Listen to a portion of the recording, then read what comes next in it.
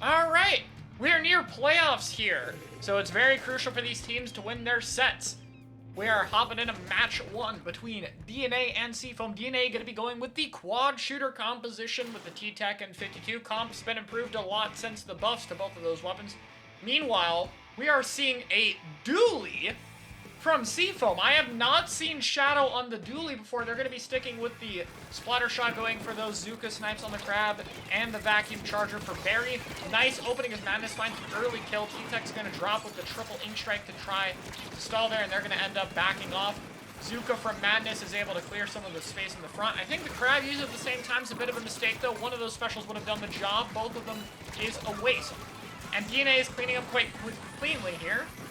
As the crab tries to pressure Barry on top mid, Barry's in a bit of a predicament here. He's going to opt to try to fight out of the way, but it's not going to get there. And the walls are going to ensure Synapse stays alive so that they're not traded out. And we're getting an early power clam score from DNA. One of their players does go down, though. So that could be bad for them. The Splash is going to be scoring a few clams before going down, but a quick wipe here. And now we're going to have to be a bit careful because we're going to see that Seafoam is going to push up very aggressively on the right side of the map because they've already been able to pass a lot of it. Scorch is a map full of choke points. It has about 6 of them. And so if you can move through multiple of them in one team fight win, that can be a huge advantage here. And there, it looks like we're going to be having the tri-strikes and the crab to be able to open things up. Barry is going to be using that ink vacuum. Max is low on health, but that's going to protect him, allow him to move forward quickly. And with the vacuum shot, they're set up nicely. Actually snipes someone with the vacuum. That being said, though, it's still not much greater of a push than DNA. They're going to be able to recover a bit better, and they'll be able to hold on to a bit more map control.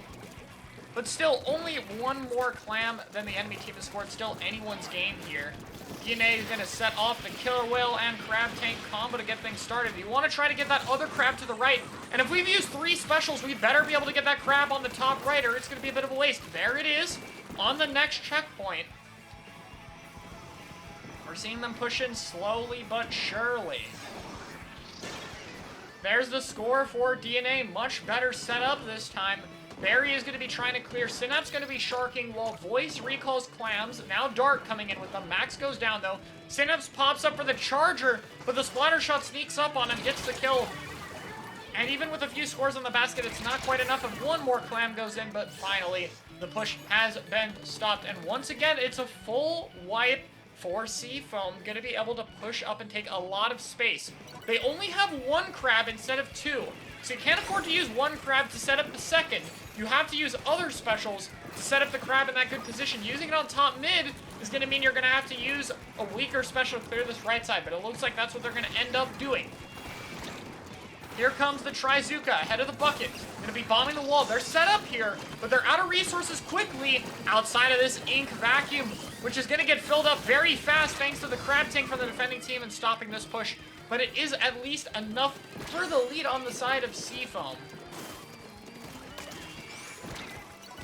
We're seeing Max and Madness trying to hold the middle of the map, keep more map control than they lost, and they do have a pick on the enemy team. That whale doesn't really have much value going into it. Not many people pushing off of it. Max is going to throw a football back. We still have 1:30, plenty of time. It looks like the strikes are going to be used to clear the crab player away from top mid. Going to be stalling that crab pop. There's the Zook on the flank is crucial. Going to be able to break the crab and trade with the 52. Good value there from Madness. But Voice sneaks around, able to find Barry, able to help his teammate to secure the kill onto Max. And the crab tank is going to be pushed away, trying to hold on for a little bit longer, getting some dodge rolls off. And they're able to maintain map control for the time being. The tri-strikes are going to put some pressure. Whale coming in after, and we see DNA opting to play this slowly. And Seafoam doesn't have another resource. That's a crab tank being used, but DNA's got a score. That's 3 specials. If they're not able to open up the basket, the suction bomb spam coming in is helping out, and that's the final crab. That's the last special, and it gets instantly shredded and broken. DNA threw 4 specials at the choke, and Seafoam did not budge. Didn't even give them a little bit of room. And now with just 2 specials, they're going to take 2 choke points and get all the way to the middle of the map. Seafoam is looking like they're in the perfect spot for this. They have the Trizuka at the ready. They have the Vacuum at the ready. Not close to much else. The Tri-Strike's going to have to be used to retake mid. Seafoam going to give it up for the most part. Max is going to try to hide, but he does get found by the Killer Whale, but still not pushed enough. There's so many power clams. They're so focused on juggling all the footballs, but that they're not getting the kills. They finally do, but the Vacuum's going to be able to defend. This splash flank is crucial, but they go down, and it's just the 52. He's going to have to run all the way to the basket, and it's just not going to be enough. He's stuck in the corner. He's going to jump off the map, end the game on his own terms, and that's going to be a 1-0 lead for Seafoam.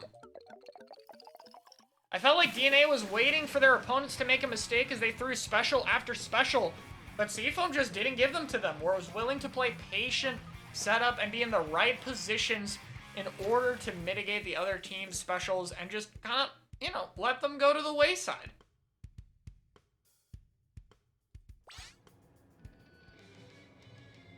But we'll see what they can do here.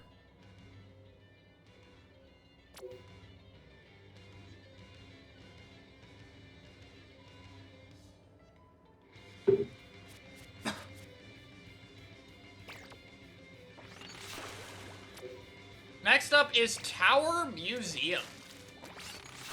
Very snowbally map mode, since the tower does go far away from the checkpoint, but also one that still has a lot of options. That right flank, very powerful. It's fast, it's near the enemy plat, it's away from mid, it's at an angle. And the main thing is really, it's so quick to get there from jumping out of spawn, especially with the new spawn system Splatoon 3 has made the route significantly faster than it was in Splatoon 1, and improved that as an option. And it's going to be very valuable here. We'll have to see what the teams can do getting into the next match.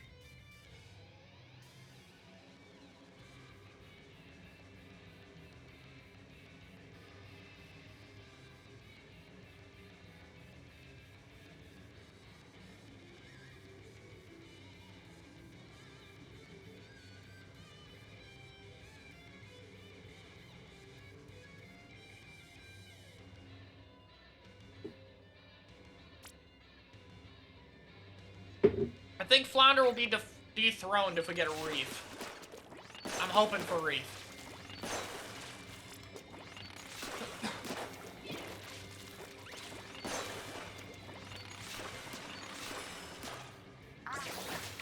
I'd say Museum TV is the best map mode in the game, but Flounder is the best on multiple map modes. Because, Museum is weaker on Zones and Rainmaker and Tower. It's still good on them, but not as good as, like, Flounder, Zones, and Rainmaker is really solid. And even then, Flounder Clams is, like, better than Tower Museum. Or Rainmaker Museum. Alright, opinions on stages aside, we are seeing a small comp change. We're going to be seeing the Junior from DNA. Meanwhile, Seafoam, they had fun with the dually, but it's gone now. We're back to the double splash-o-matic. No more 10 attack as well for the Zuka. We'll have to see what we get here.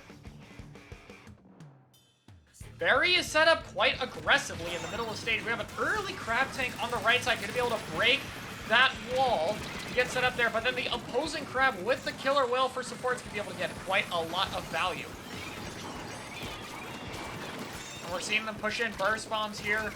We do see a player go down. The Splash is trying to stall, and there we go. Multiple kills coming out on the side of DNA. Shadow going to be retreating here to try to hold, but the Gal is already there, right exactly where they want to go. And they're going to be able to set up quite nicely for this push. We do see another kill coming out from Synapse, and he's going to go for the jump. Misses it once. There's a very cool jump on this map right there that allows you to reach the top right side of the map. And we're going to be seeing Synapse just sit here, spam walls, not even care about fighting people, and just keep the bucket in the charger here, or kill them both, you know. Who cares? Drop into a crab tank while we're at it. Maybe that part might not have been the best play. Dark is on a century-long flank right here, and the super jump is able to get a trade. And that led to a push to 16, whatever that was. That was certainly a push. And Seafoam finds themselves on the back foot here. They have a tri-strike at the ready. Max is opted to send mid here. We need to take this right side, though. Bucket's going to be a lot better if it can play under that ledge. We're going to hang back for now, at least able to try strike the crab, force it to ball form a little bit, mitigate a tiny bit of that value. But the Bucket's getting pinned in the corner. They need support from their team, and it's coming in too late. The Splash and the Charger are backing up. And that push failed, though we can clump up in mid on this map. That will get you punished. You have to take that right side very aggressively, or at least under mid. And hopefully we can see that this time. As DNA goes for their second push. Max is running onto the plant, but Synapse will be having absolutely none of it. Killing him and Shadow immediately. Gonna be chasing the 3 kill, because why not? Gets the 3rd one. And that is the power of a good 52. You gotta be cautious. That will just end your fight just like that. 2 shots, and you're done for. We do see Junior on the tower. Still useful for the ability to put that bubble on the tower. We're going to see just how valuable that can be. They want to try to hold the bubble as late as possible to try to use it in the best situation. There's the crab coming out. There's the defensive bubble, and the Junior is going to be able to shred it using that double bomb. They're just going to be riding the tower to victory here. Charger has a vacuum, but that's not really going to be of much use here. It's not going to be able to help that much. He's going to vacuum, but at this point, everything's on him. It's going to be filling the vacuum, and Seafoam, nowhere near the tower, is going to be knocked away as DNA secures a point on the board, and we have an even match. The retakes from Seafoam were just too slow for how open the map is. You have to take more aggressive positioning to be able to have an easier hold, and because they held back, trying to push ahead was a lot harder than it looked. And that ended up just being a bit more difficult for them than it should have been.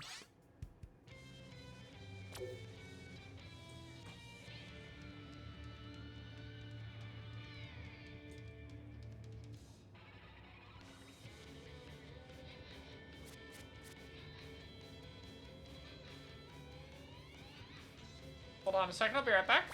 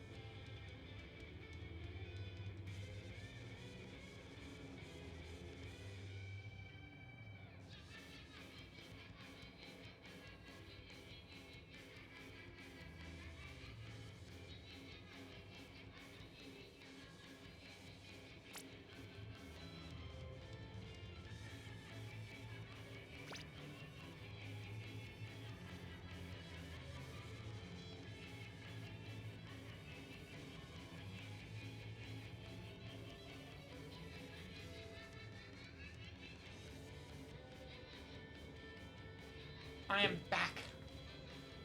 Zero, if you are watching this, I am requesting your services. Food has come in. I would like to eat a little bit. If you are here, I'd like to request a co-caster. If not, it's fine. I'll let my food get cold. But if you're here, I would appreciate a bit of coverage on the mic. I know you're watching the stream, so. Bro. Yes. Doing something? Damn.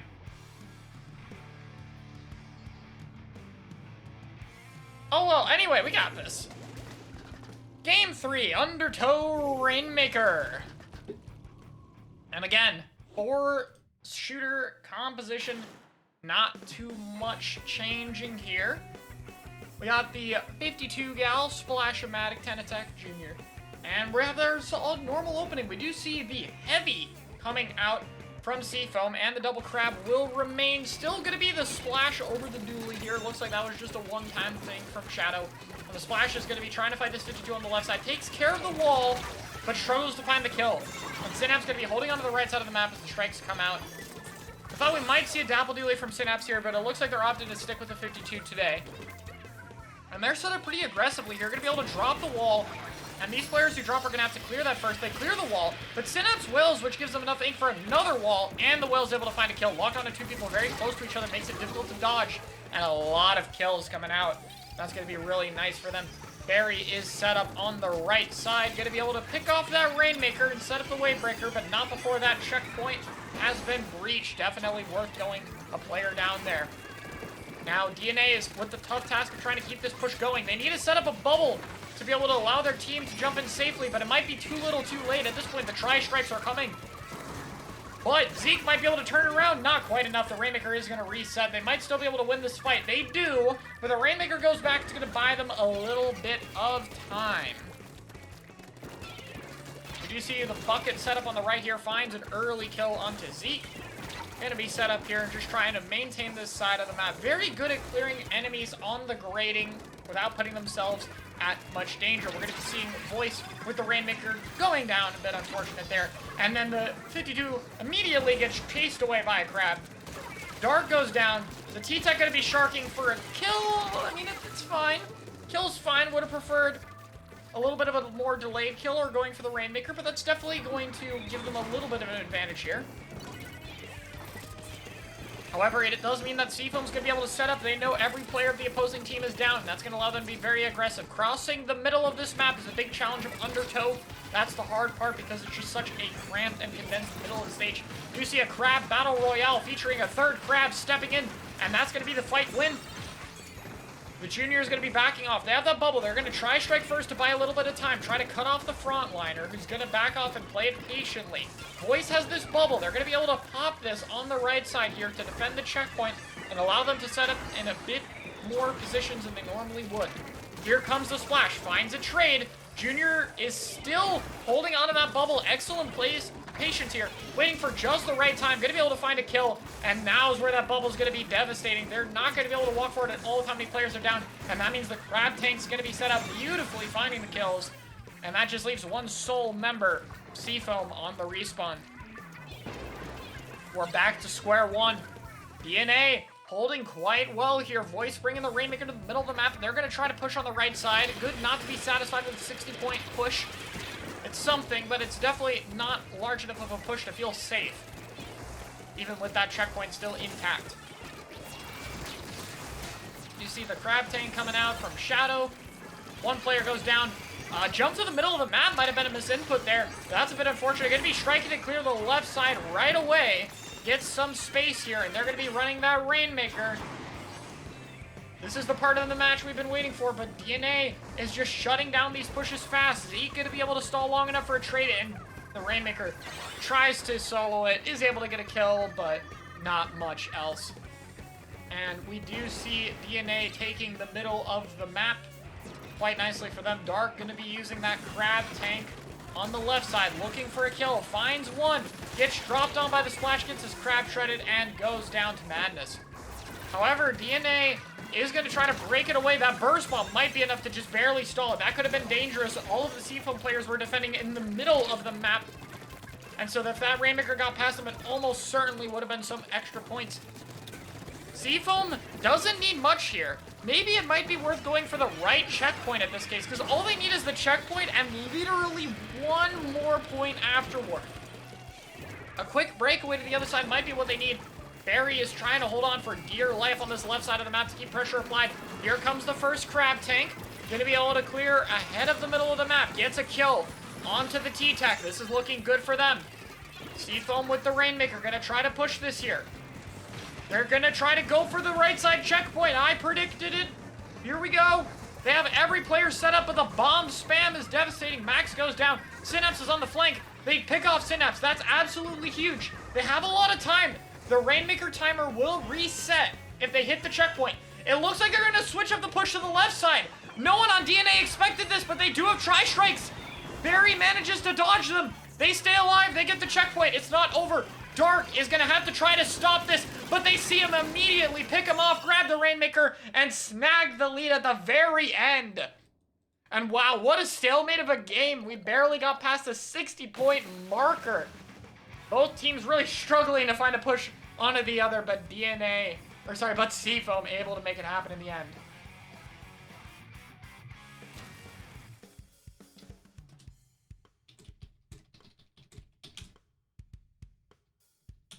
Okay, I have to eat, so I'm gonna be muted between games. I'm sorry.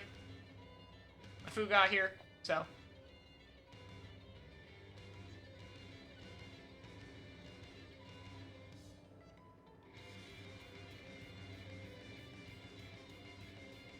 Gem, if you want to hop in here. Hope, Zero, any of you guys, let me know. K-Bot, if you're here.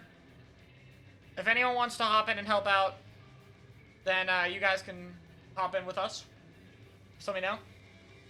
If not, then Rick. Oh yeah, K-Bot's coaching, duh. Gem is down? Alright, I'm inviting Gem. Let's get Squid School in here. We got the collab. Collab! Let's go. We got Gem hopping in. Gem, I DM'd you the invite. Just hop in the voice chat. And I'll talk until Gem gets here. Give the server 1 sec. Oh, okay, no problem. Hello! Alright, feel free to do the analysis, and I'll give you... Well, you're watching the stream, so just feel free to give an analysis.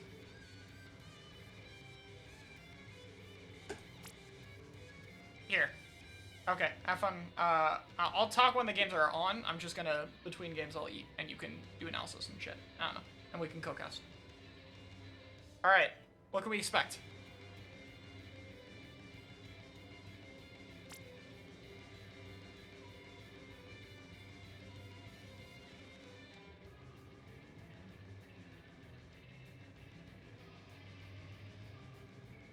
And then Seafoam, I think Seafoam has had dualies so far. I don't know. I was watching on and off because I've been working on a video, but we'll figure it out when we get there. I know I'm doing such a great job so far. Splat Zone's Mako Mart. So this is kind of just gonna be who can take stacks and hold them. I imagine we'll see a lot of crab here. Okay, one crab from the side of Seafoam. They're running a Nautilus. I'm so excited to see this, actually. Only single crab from both sides. Interesting. Okay. I'm really excited to see what the Nautilus can do. I feel like that weapon is heavily underrated right now, and I want to see how it's able to handle crab tanks and how it's... Oh boy, a little bit framey there. I'm having a little bit of trouble seeing, but we got a tri-strike coming out. 2 down, it looks like, from... Oh my god, I'm forgetting what team I'm even looking at. 2 down on the side of Seafoam. DNA, there we go. DNA. So, okay. We've got all of our members back. We're going to probably start looking for a push pretty soon. Trade goes down. Zeke in on the left flank here, trying to go for Max. Does get them. And get tracked down and traded. Nobody went in to help Zeke there. The rest of them were just focused on capping the zone, but it works out in the end. So Seafoam going to have to pose a retake here. Not a ton of points gone down yet for DNA. Seafoam have plenty of time, so they're going to take their time. They get a pick. 2 picks, actually. Looks like with the crab tanks, so they're going to start moving in on the zone. That'll be an easy cap back, and they're going to start trying to hunt down the remaining players. That extra range is going to be really helpful for the Nautilus to hunt down the players that are running away here, especially when they're marked. And now they're going to, looks like they're going to try and hole up on the left-hand side here. Getting poked at with burst bombs, though, it might be dangerous. That player gets isolated. Oh, it looks like on the other side, I think it's Barry on the Nautilus, was able to get the pick. So that's going to really slow DNA down here on their way out. Yeah, we're seeing the 52 try to retake on the right side, slowly gaining space on this part of the map. They're just waiting for a special, but the Nautilus able to apply that pressure all the way from their own stack. Seafoam is just painting slowly. They have the tri-strikes, but the zone does flip. That period where the strike is in the middle of itself before it lands, or kind of like in that waiting period, is when the zone is susceptible to flipping, and DNA took good advantage of that. Another set of tri-strikes coming out, and DNA is just going to flip the zone right back. Yeah, DNA moving in really quickly off the bat of that one. I mean, Seafoam, especially going down 1 now, they're not hurting too badly for letting them have the zone for a little bit and trying to regroup. They do have a crab tank that's online, so that can come in at any minute now. Again, 1 goes down from DNA, and the crab tank gets immediately popped, so expecting this is probably going to flip back, but we'll see if they can stall for lead here. It does look like they're not going down without a fight here, and there isn't a lot of pressure, it feels like, coming out from Seafoam. Yeah, they're going in with the tri-strikes here, but the retakes have been incredibly patient for them. But so far, it seems like they aren't able to get full control, and uh-oh, Madness going down. Zeke able to find another kill, and it's just buried. This is the thing with the E-Leader Nautilus. It is very slow to retake. You have to take advantage of stuff when you can. And in this case, a Hail Mary double kill from Barry. Wait is a gonna minute. save them that Let's game. go. I cannot believe it. The clutchest of E-liter plays. You know, as a frontliner, you never feel like you know, you never look at the E-liter and you're like, they're definitely going to get picks. They're definitely going to have this impact on this part of the map. I know they're going to have an impact somewhere, but I don't know where it's going to be. And it comes up right there exactly where it was needed. Beautiful, beautiful shots there. And that made all the difference. Oh, that's huge. That's 3 down, and the timer is ticking. They have no penalty. DNA needs to go in so soon right now to be able to not lose lead, even just to save the game from KO. They are going in, they get it neutralized. No picks going down yet. The bubbler is gone, so DNA is going to be unable to hold it. When the Nautilus 2 down on shreds and DNA. kills the crab tank, that's huge. Oh, that is the Seafoam part might that have just pulled this back. And that's Exactly. That is exactly what you mentioned, the ability to shred crab, and we saw it firsthand. Pops up on the stack, shreds an entire crab, and kills it pretty much instantly. And that's Seafoam taking a 3-1 lead.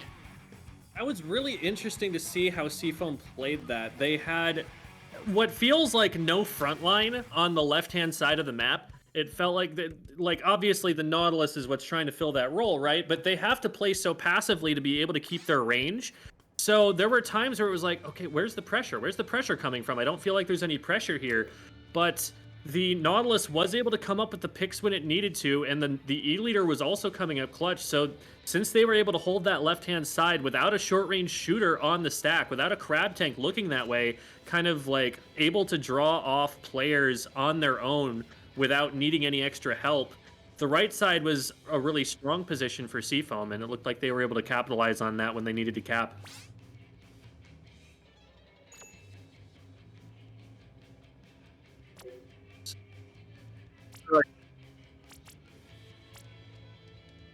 Oh, gotcha. Okay, I need to just switch camera. There we go. Yeah, for sure.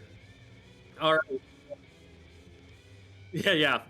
Chara is speeding, and so I'm talking to him, and it sounds like I'm crazy because I'm talking to nobody at the moment. But Clamblitz Brine Water. So Brine Water is it's a pretty small map, and it's not quite Hammerhead Bridge because it folds on itself, and that makes it significantly better. But it also still is just a very small map that's pretty narrow in some sections. So this is a map where you see a lot of crab tank. You see a lot of trying to kind of ram your way through choke points instead of, trying to pull off specific flanks or tactics. The flank on the left is for, the left sneaky is a really good flank for frontliners to try and go through and get picks on people in mid, because it's weird, even at top level, the way that flank is designed tends to make it feel like you just can't see it coming in when it does, even though that's the only flank. That is the singular flank.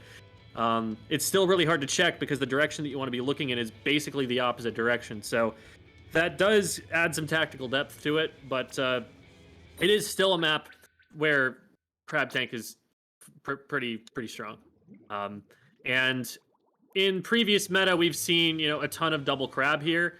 I don't know whether this is more an affectation of these teams or whether it is that the meta has actually shifted this patch, but I have been seeing a lot less of double crab. I've been seeing a lot more single crab on a lot of teams. Maybe it's just an experimental period where we haven't had a big major or anything and nobody's gone back and tried the multi-crabs anymore, but it's definitely strong here, and if we were gonna see double crab, I feel like this might be where we would see it, but the teams have been pretty consistent with their comps so far from what I've seen, so I don't know if that's what we're gonna see here. So looks like the lobby went down. What's going on? I have to point out what happened because it's just too funny to not point it out. Oh, so, no. I remember in day 1 of Splatoon 1, I noticed that when you place a special, you can't change your weapon and such. Madness was on the Squiffer to do, I'm assuming, aiming drills. But he placed the big bubble within the last 15 seconds, and so could not change his weapon, and so they had to DC the lobby. Oh my which god. Which is absolutely hilarious. Anyway, you can go back to your analysis. But that's what happened with the room, so we should be fine.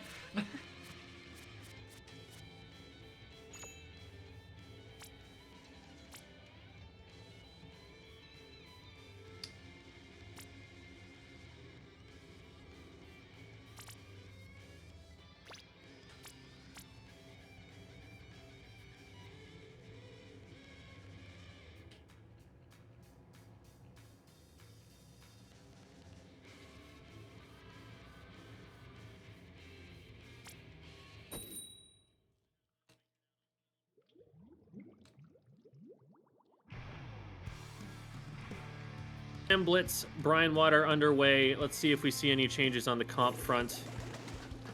That looks exactly the same, and that, I believe, is the same, if I remember correctly. Yeah, I think they're just running exactly the same comps here. Yeah, there is one big change, though, and I have to point it out. It's the dually. I really like dualies on this map because that flank, the main downside about it is how long it takes you to drop down there. Dualies get to mitigate that by using a dodge roll to drop down on the bottom left. It's something I've seen a lot with Tetra. And Shadow, who's kind of new with the dualies, it's the first tournament I've really seen him doing with it, could also take advantage of that, and I think that could be really huge for their team. But outside of that, it's a very defensive map, and so obviously the Nautilus E-Liter pair might be even better here than it has been previously.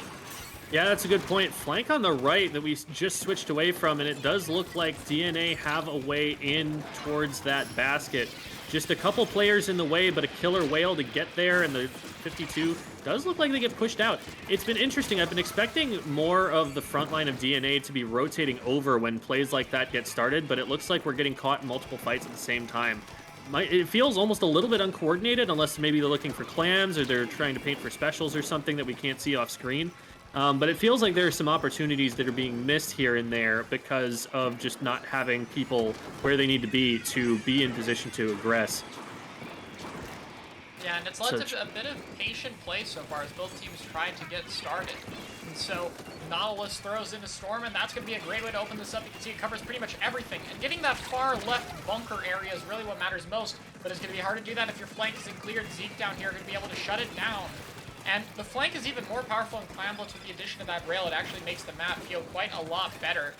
And we're starting to see both teams take advantage of that so far. And just the threat of someone being able to go behind you could be very crucial. The bubble's going to have to be deployed early with the threat of the Nautilus. They're able to get the kill on him. And Seafoam has to be careful here. DNA has a lot of power clams ready to go. And here come the tri-strikes to try to trap that crab. Great reaction there on the big bubbler. Turns it from a bad situation into a good one. Unfortunately, diving in, they're just not able to find anything. There's too much defensive power here from Seafoam right now. Zeke trying to go in and make it happen. With glitching all over the place, they finally trade, and DNA does get struck out of the base.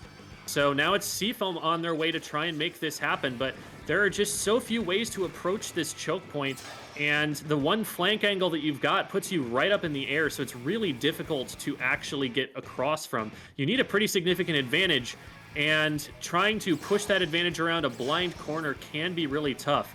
We've got DNA back in the other side here. Doesn't look like they have a ton of clams right now. There's no power clam made. Seafoam actually gets one made first, so they might just need to back off for that reason, especially with the rain out now. Yeah, they got a good push setup, but Zeke was able to walk in and just get 3 kills in a row, and now they're going to be able to set up, and Seafoam has just slowly been regaining space, so they need to be able to deal with the right flank. Thankfully, this time, they finally cleared it. Someone isn't there, but the crab tank will clear them instead. And Seafoam has just been getting so close to getting a good push over and over and over, but not quite all the way there. The leader gets a shot off onto the splash, but not enough for the kill. Dark is able to find 2 players, and oh boy, that's a lot of clams they've accumulated over the past few minutes. DNA getting some really, really important picks there. And this time, Barry not able to come up with the clutch charger shots to save the push. DNA already have a ton of clams ready to go. And finally, since there's no one stopping them, they are able to barrel in and push all the way down to 27. Now, 27, while that is, you know, a great push by most standards, especially at a level this high, you tend to see teams get maybe 1 push per game, but that 1 push almost KOs. And here, I would not be surprised at all if Seafoam can't put together a similar push at the pace that they're capable of playing if they get a good fight of their own. They have a crab tank up looking at the ramp here. This is a really powerful position. Still not able to find enough, and they're going to get repelled from the base. This is a great look for DNA. One goes down, but even so, they're not going to be able to push in off of this just yet. Seafoam are held at bay for the time being. Ooh, but that there is a crucial pick. The Nod's going to be able to shred the crab tank as well. Or at least kill the rider on top of it, it seems. And Seafoam is set up. They have a lot of clams here to keep it open. They did grab their pity, though, so they're going to need to recall normal clams to get it all the way down to 26 or lower. The 52 drops on that left block, a really hard spot to hold, but with that splash wall, they're going to get a little bit of help, and they're just trying to keep the Nautilus away, keep the Nautilus shooting at me, so my team can walk forward, and it works. They're able to get set up, and now Seafoam, they have enough clams for a power clam, but they need to actually make it. If they're not able to make the power clam, in 10 seconds, they lose the game. They will not get overtime. There we go. Barry has it ready, and they're going to have to get another push started. And this is going to be a bit more difficult. They have a lot less space this time, but they do have that crab tank. Let's see if they can set it up. And you know it's so hard right now when you have to force it like this. They do have some specials to work with, but they're going to blow them all right here. And if they don't get picks with them, that's game over. And in fact, one of them ends up going down, and disaster for Seafoam on that push. DNA getting a pick and getting the tri-strike in their way. Another one goes down as they try to dive in, but there's just not time, and the game is over. So DNA putting one on the board there with a really impressive push after getting a couple of isolated picks. And that, I think, is where Seafoam is probably going to be weakest. It's when you have the Nautilus out there in a really exposed position. You're counting on that Nautilus to keep itself alive, which is not the easiest thing to do. Traditionally, with the more aggressive Nautilus that we had in Splatoon 2,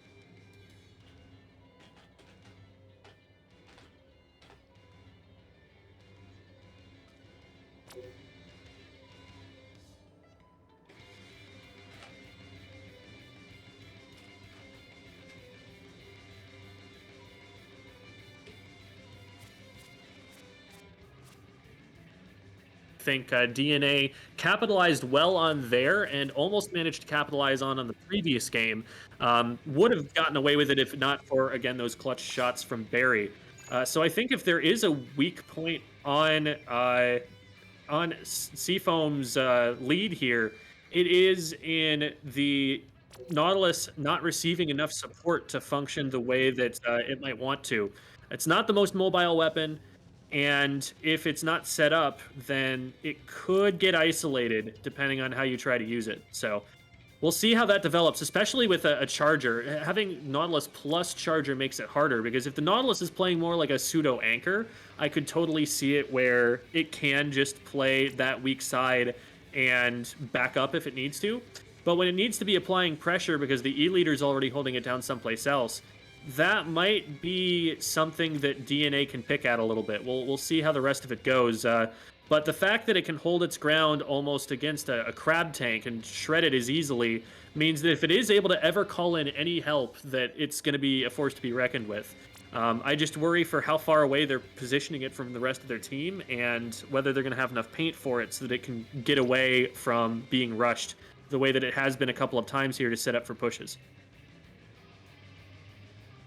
Tower control flounder. So there's been a lot of conversation about this map mode. I know I'm on Chara's stream here, so I'm not allowed to speak anything badly of flounder here.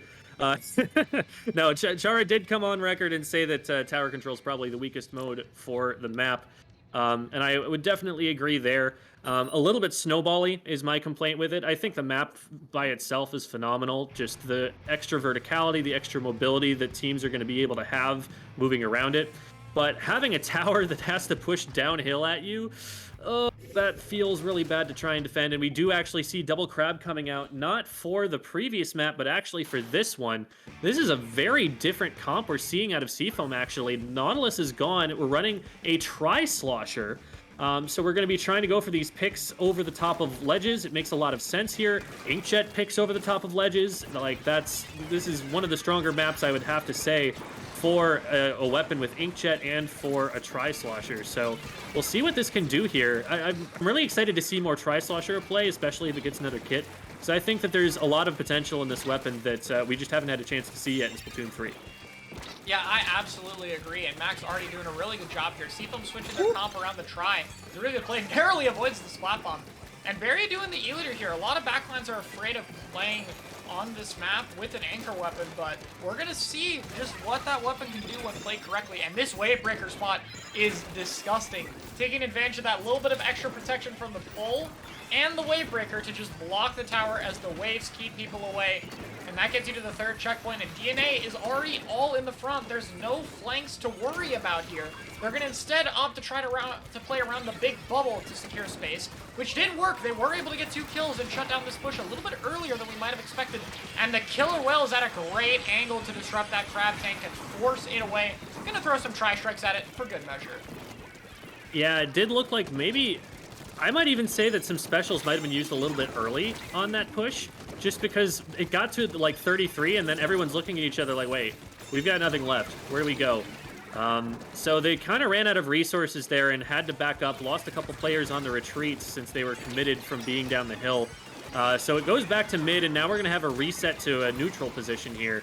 We do lose a player on either side, still very scrappy, still no clear paint control or anything like that, and there are going to be sharks everywhere because this is Flounder. They're going to be on the walls somewhere, and you've got to figure out which wall they are on before they splat you. 2v2 still, so no clear advantage yet, but there is a wall up front. This gal going to try and push in very aggressively. We'll see how that turns out for them.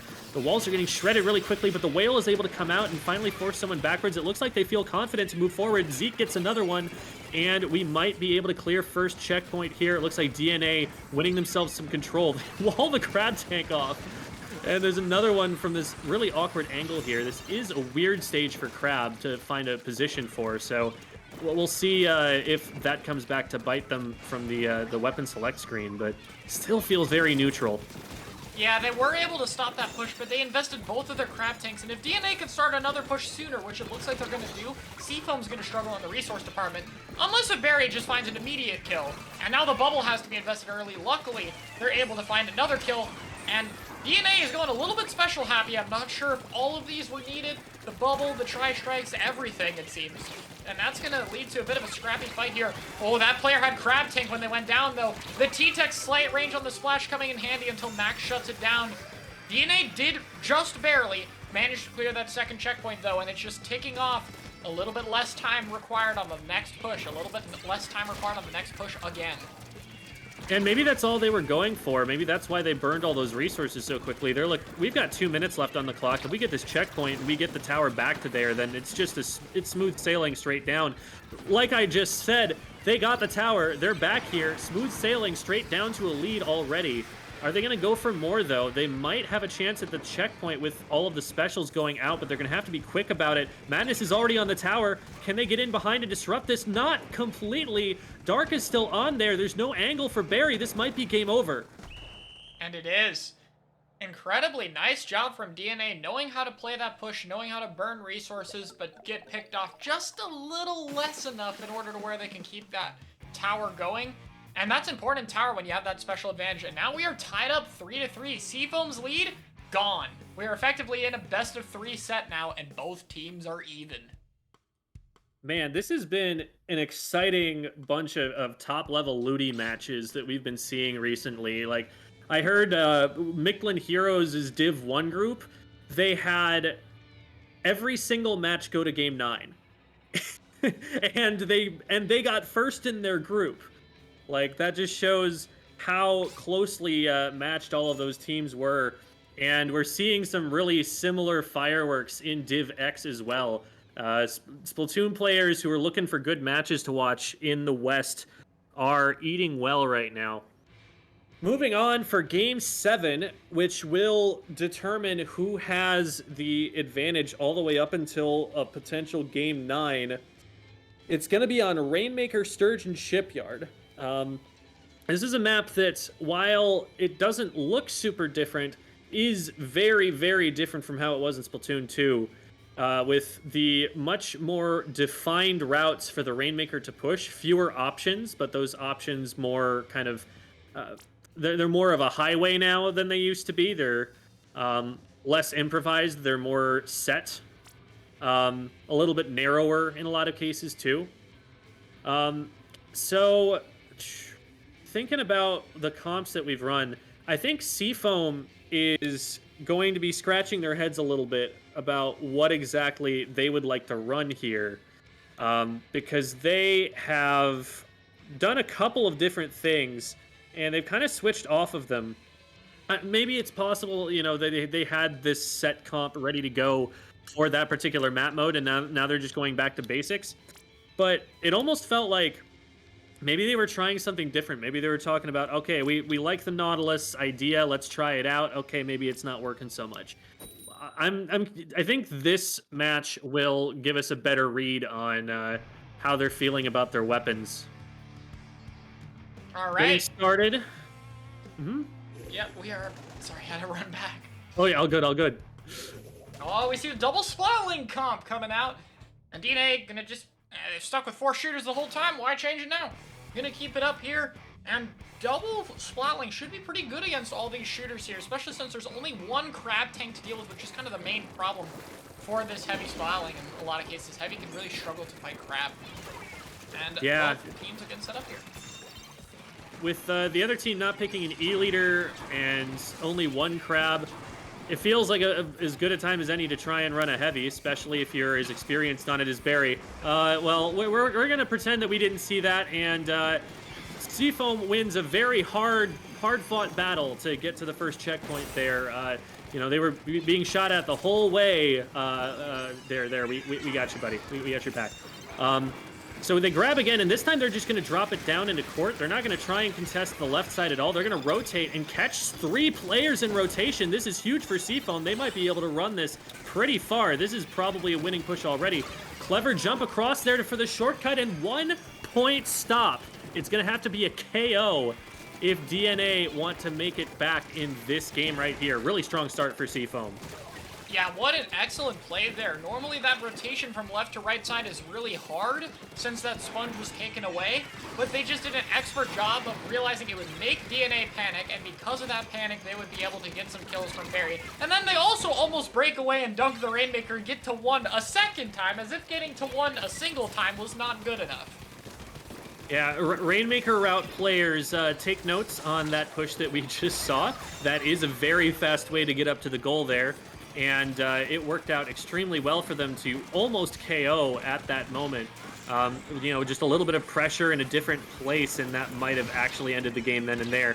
But now DNA are going to have to do the hard task of reclaiming mid and getting a push of their own started. They are able to get a couple with the crab tank push there off of Snipe, very powerful crab position. And so they're going to be able to take control here, but how long are they going to be able to keep it? The Nautilus gets targeted and goes down. What resources would you say are best for Seafoam to use to claim that top spinner there? Because that is such a thorn in the side of any team that can't control it.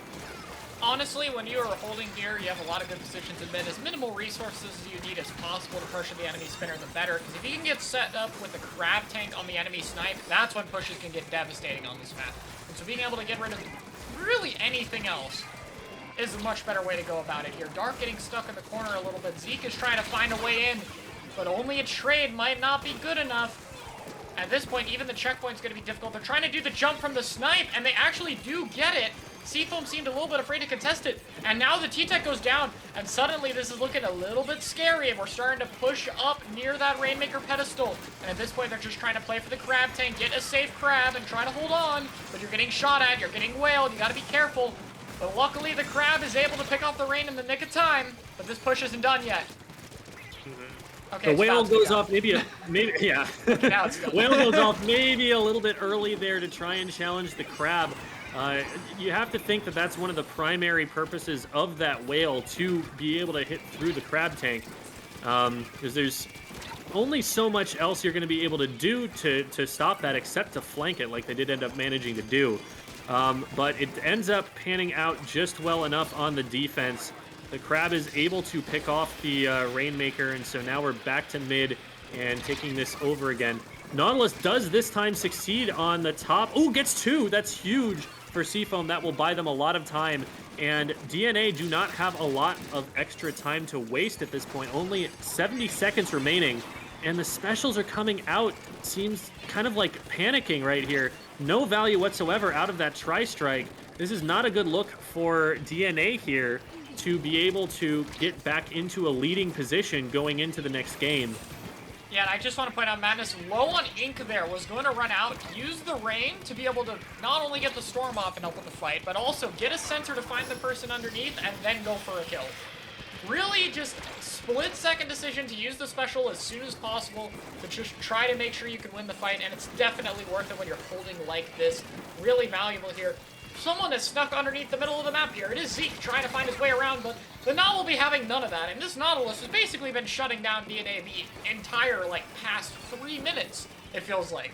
And if DNA can't find an option to get in soon, they're gonna lose the game. They're gonna have to find something fast. Crab Tank comes out. Bubble available on the Junior, but they have to go all the way in mid to be able to use it in an effective location. And trying to sneak past them is gonna be difficult. They burn it early. And the Rainmaker is being ran away. Shadow will be having none of this overtime comeback shenanigans, and that will be the game. DNA, one match away from losing as Seafoam secures another victory. I really like the adaptation to the comp there to switch over to the heavy splatling now that I've seen how it played out, because the Nautilus, like I said earlier, felt really exposed. It felt like whenever it got out there, it was one shot away from losing trades every time, and that if they managed to find a good fight against it, they might be able to pinch it, they might be able to isolate it. But instead of an E-liter, this time they brought one of the most mobile of the backline weapons, one that's going to run a ton of run speed, one that's going to be playing up there in more midline style positions, and as such, there was generally always cover fire wherever the Nautilus wanted to be. And so Madness would either squeak things out by himself by pulling off, you know, that crazy ink refill and being able to use cover well, or just call in Barry and have Barry hit from a different angle. And that's kind of how you want to be playing the double splatling. You want to be standing in two different positions so that you can see around the cover and flush people out. And with a comp that doesn't have any range to challenge it, that doesn't have a charger to shut that down, they can just stand wherever they want a lot of the time and lock your team out. So this is a potential weakness of the four-shooter comp we're seeing here, that they need to find an answer for getting in against these long-range weapons. And if they cannot find that, then they're just going to get splatted before they can ever get in range. We're switching over to Splat Zone's Hagglefish here. Zone's Hagglefish not going to allow for a lot of, like, really sneaky flanks. The flanks that are there are probably going to be watched a lot of the time, probably going to be scoped out. And I would especially be worried as a frontline weapon of DNA trying to push in against the Splatling comp when we don't have that much extra range. We're probably going to need specials to displace them if we want to get in that way. I am curious to see if there's any kind of change whatsoever in the comps here. This is a potentially strong E-liter map for Barry, hopping up on the glass there. So we'll have to see where we go with this, but Seafoam looking pretty strong right now. Okay, they do go back to the leader like I thought they might. No change whatsoever from DNA. Let's see what their game plan is. I am sure that we'll see a lot of play around the big bubbler here for trying to hold on to zone for a little bit longer, trying to wall out some aggression maybe from those splatlings. Looks like Madness going very aggressive early on here.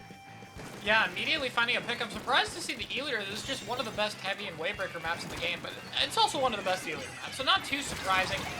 Madness able to get a good aggressive start, but getting picked off quite quickly, and this is going to be a problem for them. DNA's 52 is very good here. The wall, the whale, both good on those narrow corridors, and it allows you to flank even when the enemy is looking at it, which is normally where those flanks start to fall apart. Yeah, these walls are really, really strong on Hagglefish with how narrow the map is. It can make it so that you can put up a wall and block the zone. So like we just saw there with the combination of the big bubbler and the wall, that'll just stall for points no matter how well this fight goes.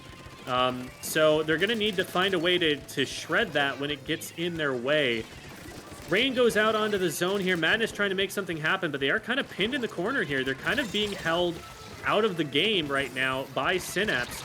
Synapse going in and doing a lot of work on this right-hand side, and it feels like Seafoam's going to need an answer to that that's different from what they've tried so far. They do eventually get the pick. They're going to get two down. They're going to get the zone here. We'll see how far they can hold it. Yeah, and the retake from DNA is going to be difficult here. They don't really have a whole lot of ways to get in, and especially with that big bubble, it's really important that you have stuff to go first ahead of the bubble to set it up in a good position. And right now, DNA is just struggling to even move out of their own plat. The pressure from the E-liter and Nautilus is just wanting so much space that they have to wait. But finally, they have these tri-strikes to go off. Barry gonna just maintain the zone by himself, though. And Seafoam slowly getting pushed back, but haven't lost enough resources to where them holding this zone is still definitely possible. And if they can retake fast, that'll be really valuable. Yeah, Barry switching over to the left to keep an eye on what's coming through this left-hand side. We've seen a couple of successful flanks come through from DNA here so far, so you have to wonder, you know, they must be calling this out. They must be having some kind of adaptation in mind for it. The crab battle comes out, neither really going to be able to make a lot of ground, but that's going to go in the favor of the team that has the zone. Any kind of trade going to go in favor of who has the status quo, but the status quo shifted with a quick pick, and another one goes down immediately afterwards. Seafoam blitzes onto the zone here. Ooh. This is the comp with the Splatling and the leader, and they're rushing down 4 shooters? Oh my goodness. I'm not sure if I like that panic tri-strike. It did manage to get a trade, but even in that best case situation, it's not enough to get to the zone, and the crab's gonna be ready to shred the bubble in time. That bubble was able to do nothing. The crab gets shredded and killed, and oh, I'm seeing a lack of resources for DNA. Something clutch needs to happen for them, and there it is. Synapse, able to open things up, able to get the kills when all hope should have been lost. That could have been the absolute end of the game. But the 52 is able to keep their team in it, and now they have that bubble back online. They have that killer whale, but now it's Barry's turn to get the clutch picks for the retake, and Seafoam is not giving their opponents an inch. That is a challenge of that aggressive Nautilus there. You peek around a blank corner, you're looking at something that 2 shots in very few frames, and they end up going down, but back to neutral here. A great pick from Madness, just using that Nautilus charge hold mechanic to swim up and take someone out, and now that opens up the push. And this is looking really good for Seafoam. 1 minute and 15 seconds remaining. They have a lead, and they may add to that here if DNA isn't fast enough on the retake. Oh no, one goes down, and that's the crab. That's so huge of a pick for Barry. That is going to delay DNA by a lot, and the lead will tick down further here. So that makes it even more difficult for DNA to make it back into this. Seafoam 30 ticks away from winning the set. And here come the tri-strikes, going to be used just to clear their own court area, which is good here. All you need is to get the bubble into the zone, and you'll be able to flip it. And they're able to get the picks, but Madness over here trying to stop things early. He's going for a kill. Finds 2! And he needed that second kill, but I don't know, this is starting to look bad here. Dark's not close to that crab is the good news. But they are close to the bubble, and maybe a killer whale if the fight drags out. That being said, though, it's not going to matter if Max gets a kill, but ooh, he's traded out by a bomb! And we're even down here. The bubble might be clutch here because the bubble can allow them to regroup, can allow the rest of the team to get in. And the Junior finds a clutch kill onto the Nautilus. Not what you expect to get the kill there. That is such an important bubble play because that gets used as a beacon, and now the rest of the team is already on the zone contesting it, and it just doesn't actually get capped back. Seafoam are able to hold it neutral for long enough with their tri-strikes, with their numbers advantage that they had out there, and Seafoam are the winners of this best of 9. Yeah, really back and forth set. Amazing job to both teams. But at the end of the day, a little bit more solid game plans and play gonna give Seafoam the victory.